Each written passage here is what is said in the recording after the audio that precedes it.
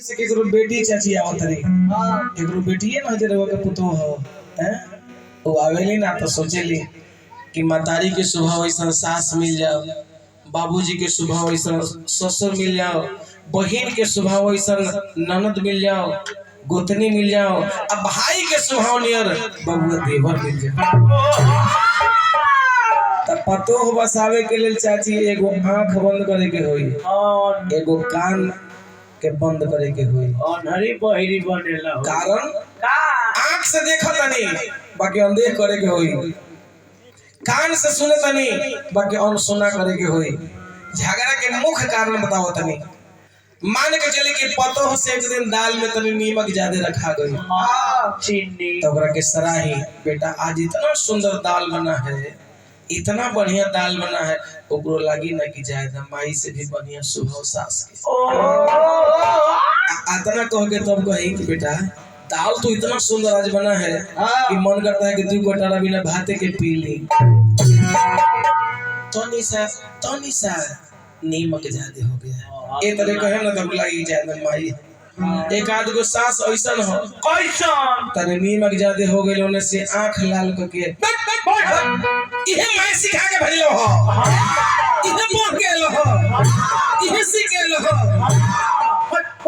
अब पुतोहियो के बुझाई ना जे हम तो नैहर के 30 रहबे करी ना, लेकिन सासो हमरा पूरा 35 से भेंट हो गई।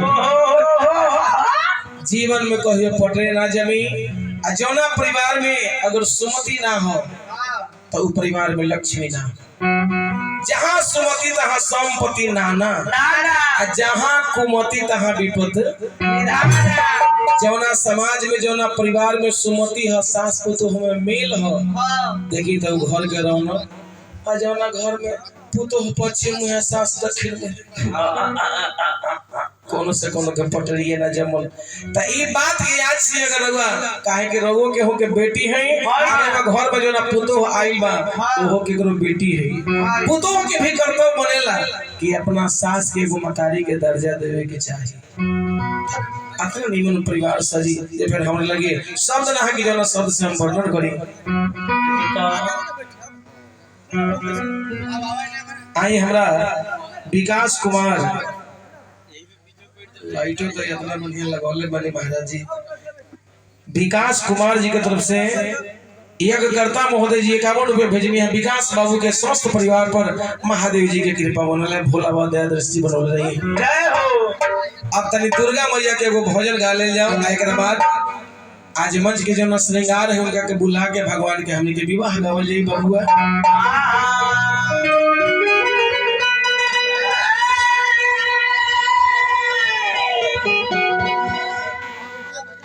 पहले अभी में अंतर का हो गई बताओ तनी। पहले चाची लोग के माथ पर से साड़ी ना आहो किया हो मोछ वाली मौसी देख ले। अगर रात में बुझाते नहीं कि हमार मौसा है कि मौसी है। ऐसने लड़का के बियाह होता ना, अब मेला ठेला में कहीं चल जाई, देखा तनी कि मौगी है लेकिन जब चिन्हे से इनकार करे तो कहीं अच्छा बहन जी हम आपको कहीं देखे। मौगियों कहीं की जाए तो वो अगुआ कैसन रहे कि ऐसा हमारा भाई जी से भेंट करा दे, लेकिन था ही नहीं खेल था कि यहाँ के आदरणीय मर्दिए भतार महोदय हमें कि भाई महोदय हम तो चाची लगत। माथ पर से आंचल कबो ना उतारे के चाहे।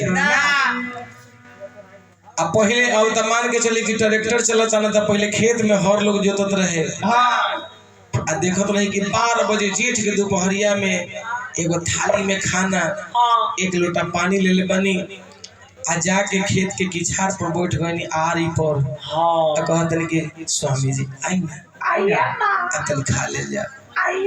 वो चाची मकई के रोटी, आलू के तरकारी, 1 लोटा पानी, बड़ा मोट मेरा रूपा। आज जब राजा जी बैठल बनी ए तरह बात पर आज रखल। ओहो हाय दैया। सारिये से कूलर के हवा लगावत कहतन के राजा जी कि हमर सैया जी हो तू कर अरे बेसिए तू खाल। वो राजा जी एकदम हाली हाली 2 करोड़ 4 करोड़ मारत तनी है के एकदम कूलर के हवा खियावत तनी हाँ कि हमर सैया हो 2 करोड़ अरे बेसिए तू खाल। पहले के औरत लोग चाची ई ताक में रहे ना कि हमार राजा जी तनी जूठा छोड़िए ना त खा के हम धन हो जाए। हो जाए आ एक घड़ी के लड़का लोग ई फिराक में रहेला कि मौगी हमर जूठा छोड़िए त खा के हम धन हो जाए। पहले भावो भैंसुर के फरसाई ना पड़े, पहले भावो भैंसुर के फरसाई ना पड़े। घड़ी देखा तनी कि भैंसुर जी जहाँ तामसी के बात कहनी तब भैया उठा भगवान कैसन चल जुगा गई। एक एगो मेज पर लोग बैठल रहेला, इने भाभो है इने भैंसुर हो, संजोग से कहीं लाइन कट गई। आज लाइन आइल तो देखा तनी कि भाभो के चमच भैंसुर के थुथना तक पहुंचे। तो चलो तो बबुआ तनी माई के मंदिर में हमनी के कहल जाओ जहाँ से शक्ति मिलेला बबुआ, वही माई से बेटा कहले है।